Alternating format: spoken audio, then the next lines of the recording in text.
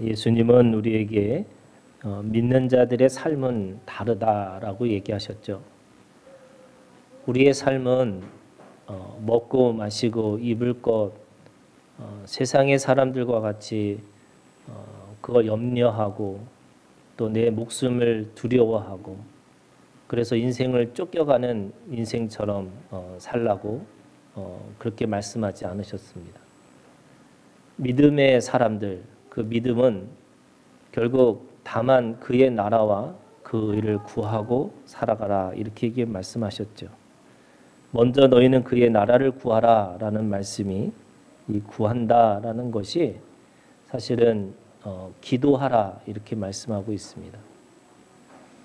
하나님의 말씀을 따라서 우리가 살아야 되는 것은 그 말씀과 기도로 우리가 거룩해지고 그 말씀과 기도로 우리 인생의 목적이 되고 의미가 되기 때문에 그런 것입니다. 그래서 먼저 그의 나라를 구하라라는 이 구하라는 기도하라는 말씀은 결국 우리가 말씀의 내용을 가지고 살라고 말씀하시는 거죠. 하나님의 말씀의 내용은 약속입니다. 그래서 그 약속이 약속대로 이루어지기를 우리가 기도하고 있는 거죠. 하나님의 뜻과 하나님의 소원과 목적이 무엇인지를 우리가 알기 때문에 그 알을 통해서 우리가 하나님 앞에 구하고 살아가는 인생이 됩니다. 이 구하라고 하는 두 번째 의미는요, 우리가 찾아가는 겁니다. 그 사건 속에, 그 상황 속에, 그 사람의 관계 속에서 하나님의 뜻을 우리가 찾아가야 되는 거죠. 우리에게 주어진 운명과 같은 만남이 있을 거고 내가 어떻게 할 수 없는 문제 가운데 직면할 수 있습니다. 우리는 그럴 때마다 하나님의 뜻과 소원과 목적이 무엇인지를 찾아내야 되는 거죠. 근데 그 찾아내는 것이 뭐냐면 하나님의 모든 사건들은 나를 고치시는 하나님의 방편입니다. 하나님은 그 사람을 나에게 주신 이유는 나를 하나님의 돕는 배필로 주셨기 때문에 그렇습니다.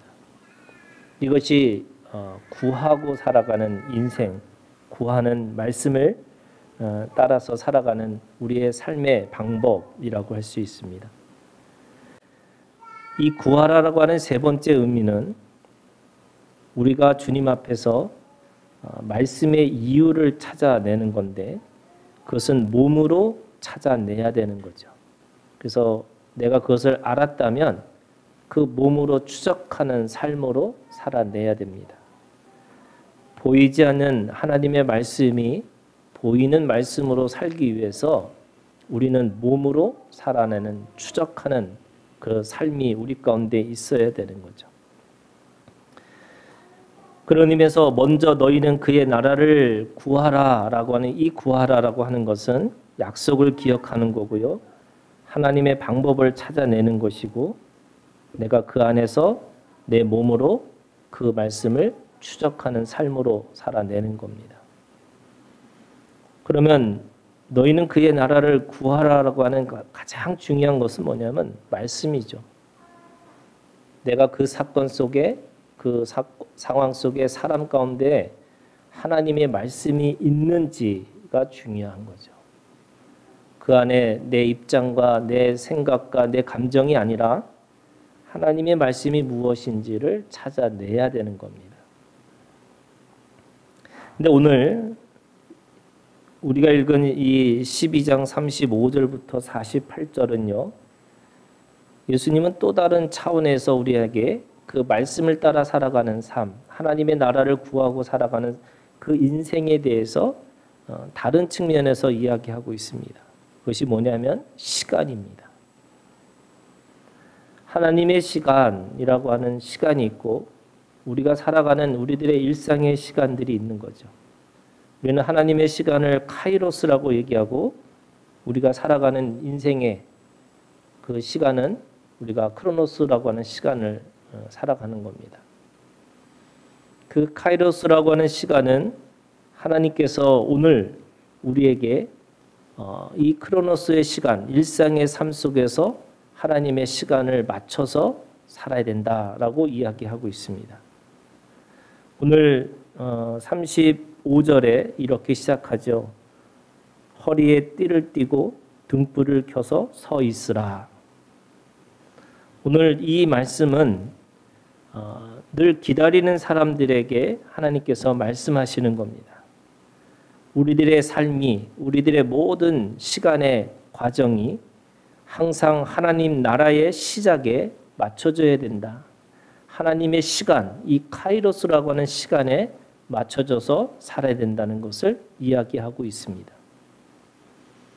저는 그것을 말씀의 시간이라는 거예요. 말씀의 시간. 우리는 우리들의 일상의 삶을 살아가지만 그 일상의 삶 가운데서 하나님께서 말씀하시는 그 시간, 그것을 듣고 그대로 살지 않으면 우리는 우리들의 삶 속에서 자기 마음대로, 자기 멋대로 살아가는, 그래서 하나님께서 가라고 할 때 서고 서라고 할 때 가는 이 염소의 시간을 살아갈 수밖에 없다는 겁니다. 36절에 있는 말씀에 보면 너희는 마치 그 주인이 혼인집에서 돌아와 문을 두드리면 곧 열어주려고 기다린 사람과 같이 되라. 하나님의 나라를 구하고 살아가는, 하나님의 나라를 오늘 우리 가운데 살아가는 사람들에게는 첫 번째가 이 기다리는 사람과 같이 되라라고 이야기하고 있는 겁니다. 여러분, 혼인집에서 돌아와 문을 두드리는 이 말은 신랑과 신부가 만나는 가장 결정적인 시간들을 이야기하고 있습니다. 물론 그 시간이 언제 어떻게 올지 모른다고 말씀하고 있죠. 그래서 39절에 너희도 아는 바니 집주인이 만일 도둑이 어느 때에 이를 줄 알았더라면 그 집을 뚫지 못하게 하였으리라. 신랑의 시간은 어떻게 보면은 그 함께 있는 그 사람들과 같이 언제 돌아올지, 언제 다시 자기 집으로 돌아올지 모르기 때문에 늘 깨어서 그 사람이 돌아올 때까지 기다리라고 이야기하고 있습니다. 그런 의미에서 37절에 깨어 있으라는 거죠. 주인이 와서 깨어 있는 것을 보면 그 종들은 복이 있으리로다, 이렇게 얘기합니다. 근데 그 종들의 복이 뭐냐? 뒤에 보면요. 내가 진실로 너에게 이르노니 주인이 띠를 띠고 그 종들을 자리에 앉히고 나와 수종들이라. 종과 주인의 자리가 바뀝니다. 얼마나 그 종이 충실하게 기다리고 또 성실하게 깨어 있어서 그 신랑을 맞이하니까 오히려 주인이 그 종을 자기가 잘 섬기겠다고 이야기하고 있는 겁니다. 그런 의미에서 42절에 주님은 그렇게 말씀하세요. 주께서 이르시되 지혜 있고 진실한 청지기가 되라는 거죠. 베드로가 물었어요. 이게 세상의 모든 사람들이 기다리고 때를 따라서 살아야 됩니까? 그랬더니 오늘 이 42절에 주님이 말씀하시는 거예요. 지혜 있고 진실한 청지기가 되는 사람. 그게 누굽니까? 믿음의 사람이죠. 하나님을 아버지라고 부르는 사람들입니다. 하나님 앞에 맡은 일이 있는 사람들을 이야기하고 있습니다. 그 지혜 있고 진실한 청지기, 그런 사람만이 하나님의 나라를 살고 있고 하나님의 시간을 그렇게 깨어서 기다릴 수 있는 사람이라고 말씀하고 있습니다. 42절 이후로는요. 그러면 그 사람들이 가지고 있는 복에 대해서 아주 구체적으로 이야기하고 있습니다. 44절에 보세요. 내가 참으로 너에게 이르노니 주인이 그 모든 소유를 그에게 맡기리라. 종은 깨어서 기다려서 문을 열어준 것밖에 없는데 오히려 그 종에게 더 많은 소유를 맡기겠다라고 이야기하고 있는 겁니다. 하나님의 나라를 구하는 모든 믿음의 사람들에게 하나님께서는 깨어 기다리면서 그 때를 따라서 살아가는 것이 얼마나 중요한지 우리에게 말씀하고 있는 거죠. 46절에는 그것에 대한 상도 있지만 벌도 있다는 거예요. 생각하지 않은 날 알지 못하는 시각에 그 종의 주인이 이르러 엄히 때리고 신실하지 아니한 자의 받는 벌에 처하리니 징계가 반드시 있다는 거예요. 상도 있지만 벌도 있습니다.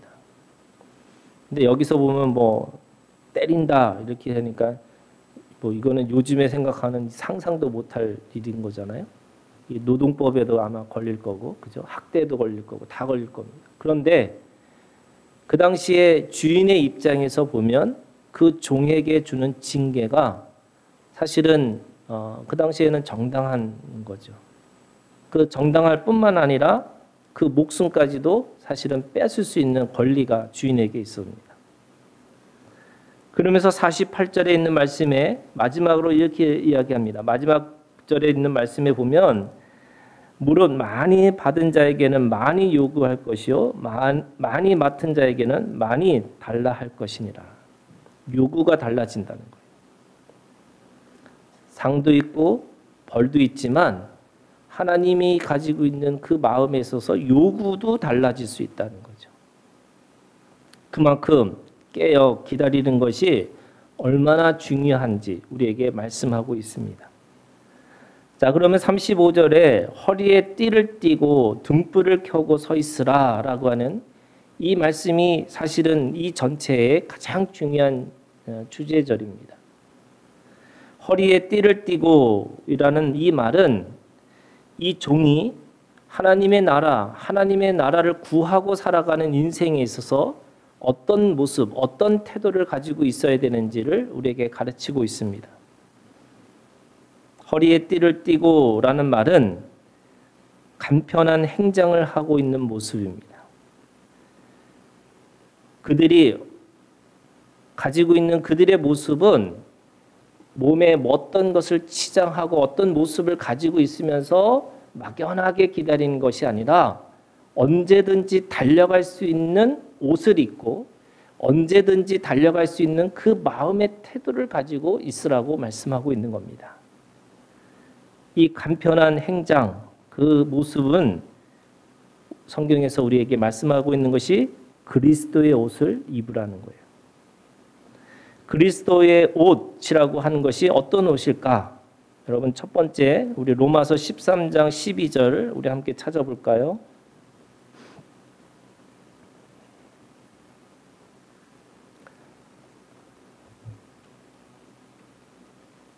로마서 13장 12절 우리 다 같이 함께 읽겠습니다. 밤이 깊고 낮이 가까웠으니 그러므로 우리가 어둠의 일을 벗고 빛의 갑옷을 입자.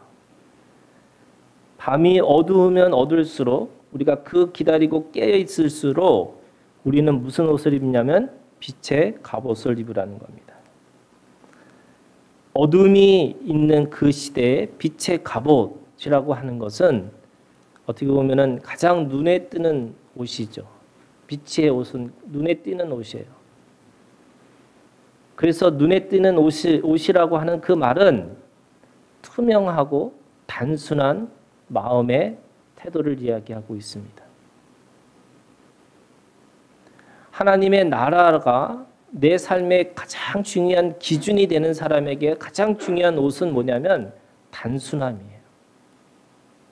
예수 그리스도를 쫓아서 진리를 추구하고 살아가는데 사람들은 두 마음을 가지고 살아간다는 거죠. 그래서 우리가 여러 가지 생각이 많이 있지만 결국 두 가지 마음입니다.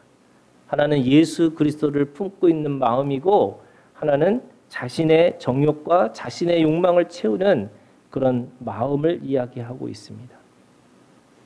어둠이 가까울수록 우리가 깨어 있을수록 우리가 입는 옷은 뭐냐? 투명한 옷이어야 돼요. 단순함입니다. 오직 예수 그리스도를 통해서 우리에게 주시는 그 마음의 태도를 분명하게 가지고 있어야 된다고 말씀하고 있습니다. 두 번째 옷은요. 요한계시록 19장 13절에 있는 말씀입니다. 여러분 한번 보실까요? 요한계시록 19장 13절 우리 다 같이 함께 읽겠습니다. 또 그가 피 뿌린 옷을 입었는데 그 이름은 하나님의 말씀이라 칭하더라. 무슨 옷을 입어요? 피 뿌린 옷입니다. 이 피 뿌린 옷을 입고 있어야 하지만 이 어둠 속에서도 우리가 살아남을 수 있다는 거죠. 여러분, 피 뿌린 옷이라는 것은 뭐냐면 내가 하나님 앞에 있는 자존감이에요. 어둠이 어두워질수록 우리를 공격하는 그 사람들과 그 마음은 너무나 많이 있습니다. 뭐가 문제고 뭐가 문제고 뭐가 문제고. 그런데 그 문제가 다 맞는 거죠. 틀린 게 아닙니다. 다 옳은 소리고 또 그것이 너무나 정확한 이야기입니다. 그런데 여러분, 그럴 때일수록 우리에게 피 뿌린 옷, 예수 그리스도를 통해서 입은 옷이기 때문에 내가 아무리 죄인이라 할지라도 하나님께서 우리를 거룩하다고, 하나님의 의롭다라고 그렇게 말씀하고 있다는 거예요. 그래서 그 어둠 속에서도 죽지 않고 살아나는 거죠. 누가 아무리 사방에서 천만인이 나를 에워싸고 있다 할지라도 우리가 그 안에서 죽지 않는 이유는 하나님 앞에 피 뿌린 옷을 입고 있기 때문에 그렇습니다. 이것은 누가 공격을 하고 어떤 수단을 쓰고 다 뭐라고 할지라도 그 속에서 하나님께서 의인이라고, 오직 의인은 믿음으로 말미암아 산다고 말씀하신 것처럼 그 안에서 우리가 믿음으로 살아내는 겁니다. 여러분, 이 옷을 입기를 주님의 이름으로 축원합니다. 두 번째는요, 세 번째는 에베소서 6장 11절부터 17절에 있는 말씀인데 무슨 옷이냐면 전신갑주를 입으라는 거예요. 구원의 투구, 의의 흉배, 진리의 허리띠, 평안의 신, 그리고 믿음의 방패, 성령의 검. 무슨 말이냐면 이 어둠에 살아가는 우리들의 삶의 모습이 뭐냐? 어둠과 싸우는 거고 어둠과 대적하는 삶으로 살아야 된다는 거죠. 어둠에 익숙하고 내가 어둠에 밀려서 살면 깨어 있을 수가 없습니다. 내가 그 대세 가운데 끌려가서 어떤 마음에 휩쓸려서 그냥 그렇게 절망 가운데 살아갈 수밖에 없으면 우리는 늘 쫓기는 마음 가지고 살 수밖에 없습니다. 오늘 전신갑주를 입으라는 거죠. 전쟁입니다. 영적 전쟁을 통해서만이 그 속에서 살아남고 깨어 있을 수 있다는 거죠. 두 번째는 등불을 켜고 서 있으라라는 거예요. 하나님께서 등불이라는 것을 우리에게 주셨습니다. 마태복음 5장 15절에 세상의 빛이라는 거예요. 이 세상의 빛이라는 것은 세상의 기준이 되라는 겁니다. 누가 뭐라고 그래도 기준이 뭐야, 진리가 뭐야 라고 할 때 오늘 우리들의 삶 속에서 우리가 기준이 되지 않으면 우리는 또다시 다른 기준을 쫓아갈 수밖에 없다는 거죠. 그래서 세상의 빛이 되라, 세상의 그 빛과 소금으로 우리를 부르셨다고 말씀하신 것은 우리가 그 빛이 되기 위해서, 등불이 되기 위해서 살아가는 것이 아니라 우리 자체가 빛이고 우리 자체가 하나님 앞에서 주시는 그 소금이라고 말씀해 주셨으니까 우리는 그냥 서 있는 거예요. 서 있기만 하면 그것이 오늘 세상의 기준이 될 것이라고 말씀하고 있습니다. 이 등불은요, 두 번째 등불에서 요한복음 1장 14절에 있는 말씀에 생명의 빛이라고 얘기합니다. 그래서 우리는 그 어둠 가운데에서도 어떻게 살아가야 되느냐? 여러분, 죽음을 묵상하고 죽음 가운데 살아가는 인생이 아니고 누군가를 어떻게 살릴 것이라고 하는 살리는 생명의 빛으로 살라고 말씀하고 있습니다. 그래서 오늘 우리가 주님 앞에 주님께서 우리를 빛이라고 부르셨고 그 빛은 오늘 우리에게 주시는 생명의 빛이기 때문에 누군가를 살리는 능력이 우리 가운데 있다고 말씀하고 있습니다. 세 번째는요. 요한계시록 21장 23절에 그 빛을 어린 양의 빛이라고 얘기합니다. 그 어린 양의 빛은 뭐냐? 오늘 우리에게 주시는 그 빛은 내가 빛이 주인공이 아니라 주님이 주인공이시고 그 주님의 빛 가운데 우리가 조명받았기 때문에 오늘 누군가에게도 또 비춰줄 수 있는 힘은 뭐냐면 하나님이 우리 가운데 빛 가운데 비춰준 만큼만 비춰주면 되는 거예요. 우리가 가지고 있는 등불이라고 하는 능력은 하나님이 비춰주시는 거예요. 이걸 계시라고 그래요. 하나님께서 비춰주시는 것만큼만 내가 하는 거지 내가 세상의 모든 문제를 품고 내가 모든 것을 다 감싸고 살아가는 인생이 아닙니다. 근데 이런 거예요, 여러분. 하나님이 다른 사람들에게 보여주시지도 않았는데 나에게 보이는 것들이 있습니다. 여러분 그것이 오늘 우리에게 주신 사명이에요. 그게 어린 양의 빛입니다. 주님께서 나에게 그것을 다른 사람에게 보여주지 않은 그래서 나만이 보이는 그 빛 가운데 있는 어떤 모습들이 있어요. 안타까움이 있어요. 그걸 통해서 오늘 우리에게 하나님께서 일을 하라고 말씀하고 있습니다.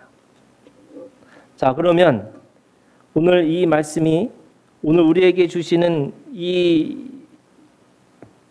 허리에 띠를 띠고 등불을 켜고 서 있으라라고 하는 이것 속에서 우리가 허리에 띠를 띠고 등불을 켜서 서 있는 이 모습 가운데 살아가는 건데 이걸 어떻게 살아가느냐? 시간의 개념이라고 그랬죠.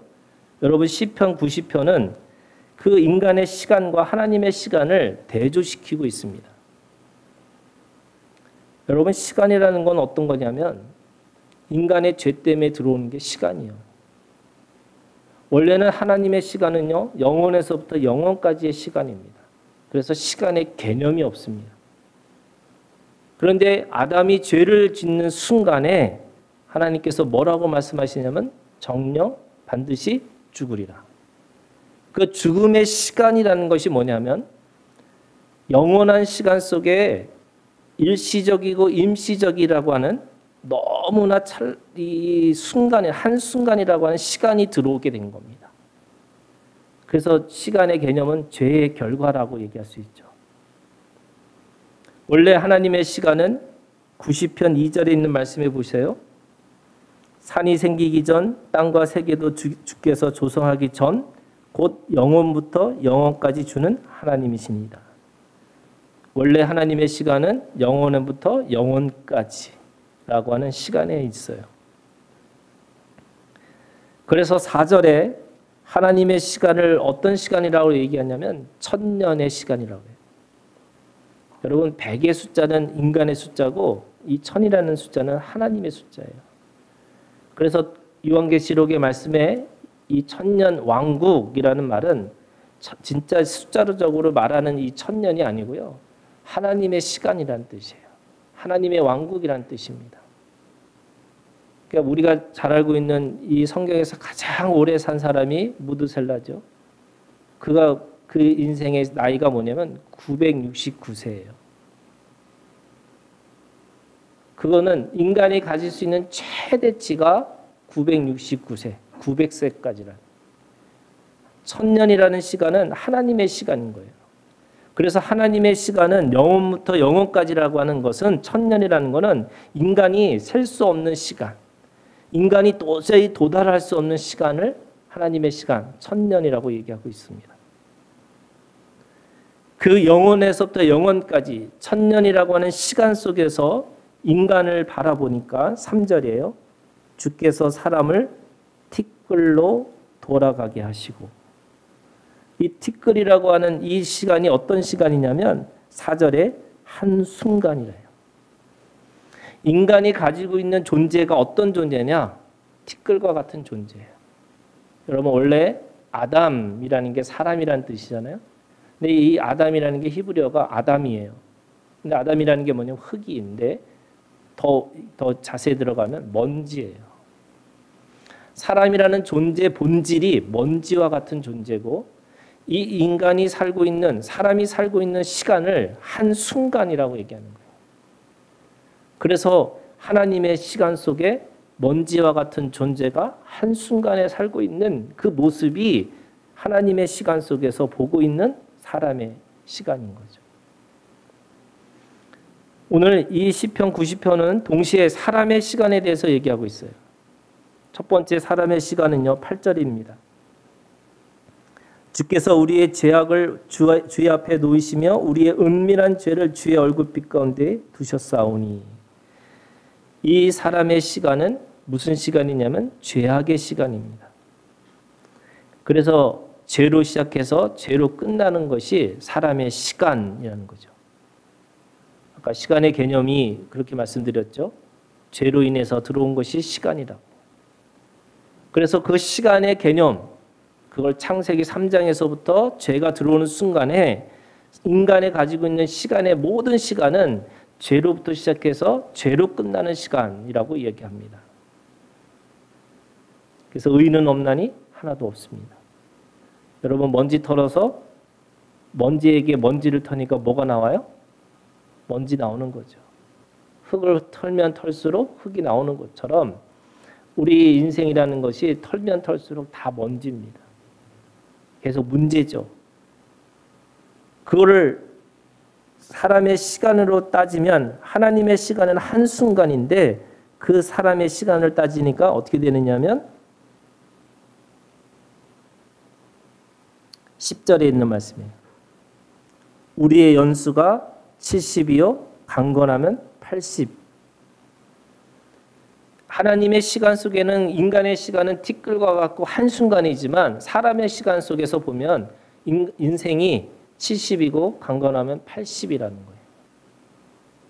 물론 지금은 뭐 100세까지 가는 삶이죠. 그래서 어떤 사람들은 120세까지가 인간이 가지고 있는 최대치다. 지금으로. 성경으로 얘기하면 무드셀라가 살았던 969세. 이것이 인간의 시간이라고 할 수 있습니다. 사람의 연수가 70이고 80이라고 한 말은 결국 사람이 가지고 있는 시간이라는 것은 반드시 끝이 있다는 거예요. 하나님의 시간은 끝이 없지만 인간의 시간은 끝이 있다라고 얘기하고 있습니다.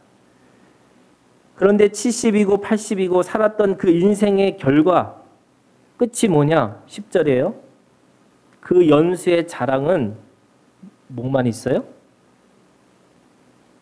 뭐만 있어요, 여러분? 수고와 슬픔밖에 없습니다.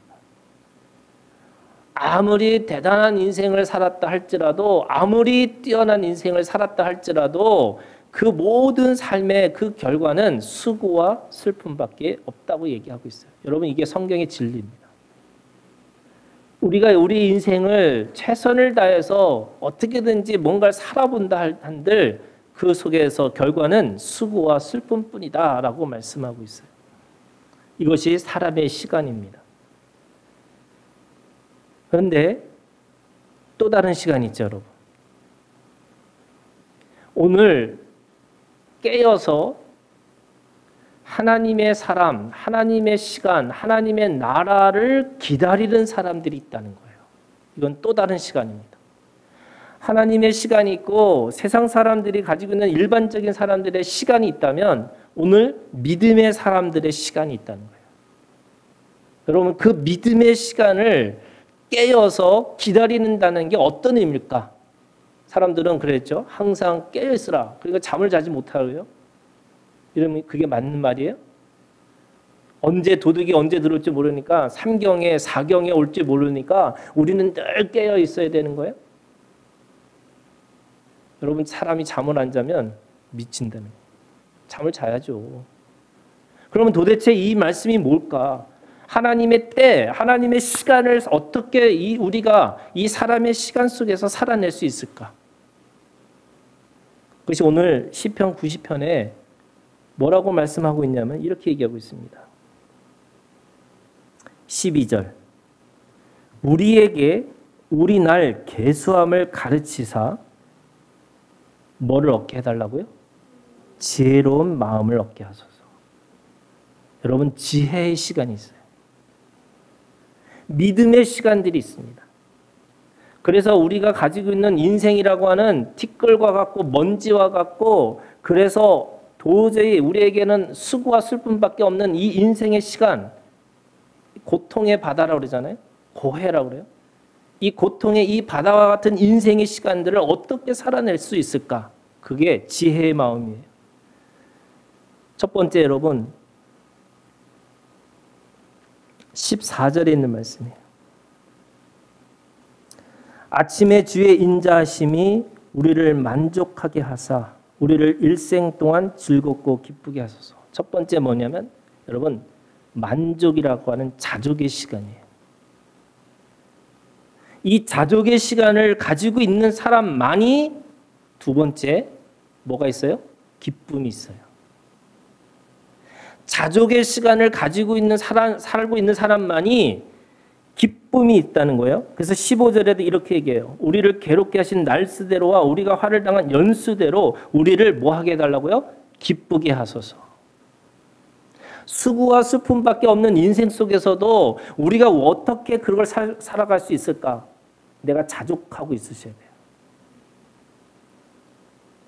사람들은 자족하지 못하니까 비교하고 경쟁하고 또 자신의 마음속에서 울그락불그락 하면서 두 마음을 품으면서 뭐 하냐면 수고와 슬픔밖에 없는 인생 속에서 괴로워하고 고통 가운데 살아가는데 어떤 사람은 자신에게 가지고 있는 속에서 자족하고 그 안에서 하나님이 주신 것을 통해서 정말로 하나님의 앞에서 기뻐하고 살아간다는 거예요. 그래서 항상 기뻐하고 범사에 내가 하나님 앞에서 감사할 수 있는 이유는 내게 주신 것에 대해서 여러분 자족하는 거예요. 여러분 오늘 하나님께서 주신 거 여러분에게 지금 주신 것에 대해서 여러분 최고의 사랑 최대의 은혜를 그래서 하나님께서 주시는 그 사랑이 여러분들한테 충분하다고 말씀하고 있는 거예요. 그래야지 여러분 내 안에 기쁨이 넘치는 거예요. 안 그러면 다른 사람 어떤 사람 또 어떤 문제 어떤 것 때문에 내가 그 안에서 내가 기뻐할 수가 없는 거죠.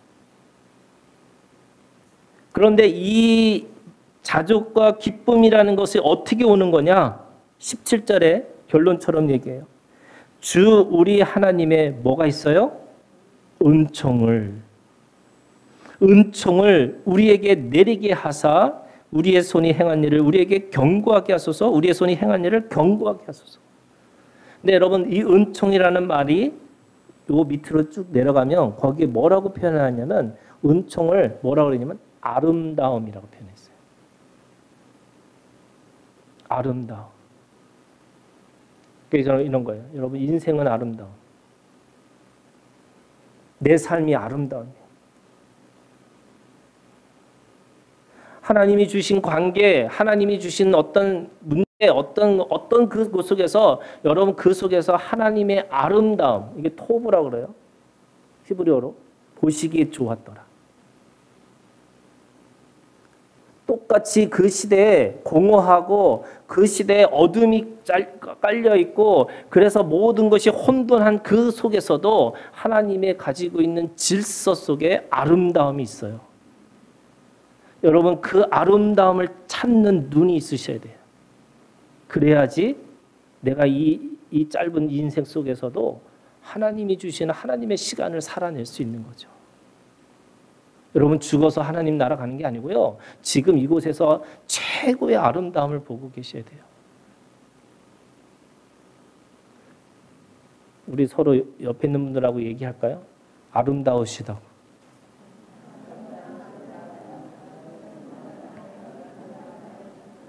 여러분 진심으로 하셔야 돼. 왠지 아세요? 하나님이 주신 생명이에요. 하나님이 믿음으로 핏값으로 사신 생명이에요. 그래서 그 생명에 대해서 여러분 귀하게 여기셔야 돼요.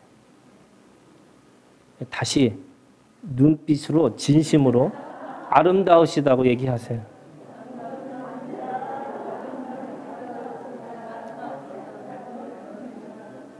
여러분 아름다운 밤입니다. 우리 아름다운 인생이에요. 세상은 수고와 슬픔밖에 없다고 얘기하고 그 인생 속에서 정말로 내가 무엇을 할 건지 계속 괴로워하고 살아가는 인생이 있다면 우리는 오늘 우리에게 주신 하나님의 은혜를 통해서 자족하고 기뻐하고 그래서 그 속에서 하나님의 아름다움을 찾아가는 인생입니다. 여러분 그때 뭐가 일어나요? 그것이 어느 날 어느 순간에 하나님께서 다시 하나님의 나라를 주실 때에 내가 그걸 덥석 잡을 수 있어요. 안 그러면 여러분 하나님이 우리 가운데 오셨는데도 불구하고 사람들이 왜 죽였어요? 우리가 예수를 죽이는 자가 될 수 있어요. 왜? 자기 마음에 안 들어요. 자기 욕망에 채워지질 않아요. 그러니까 그 불만을 아무리 완벽한 존재가 와도 우리는 그 속에서 아름다움을 찾을 수가 없어요. 그런데 오늘 내가 하나님 앞에 자족하고 내가 하나님 앞에 기뻐하고 내가 하나님 앞에서 아름다움을 찾아가면 아무리 악한 존재라도요. 그 안에서 예수 그리스도를 찾을 수 있어요. 여러분 그 믿음이 우리 가운데 있어야 돼요. 그게 깨어 있는 거예요. 내가 하나님 앞에 깨어서 기다리는 자는 오늘 이 순간에 하나님이 주시는 시간으로 살아내겠다고 그 믿음의 시간을 살아내겠다고 결정하고 살아가는 거예요. 그래서 여러분 단순하게 사시는 거고 그 단순함 속에서 그리스도의 피 묻은 옷을 입고 그래서 주님 앞에 언제나 주님이 주시는 그 시간 속에서 주여 내가 여기 있습니다. 나를 써주시옵소서. 여러분 이 믿음이 우리 가운데 있기를 주님의 이름으로 축원합니다. 기도하겠습니다.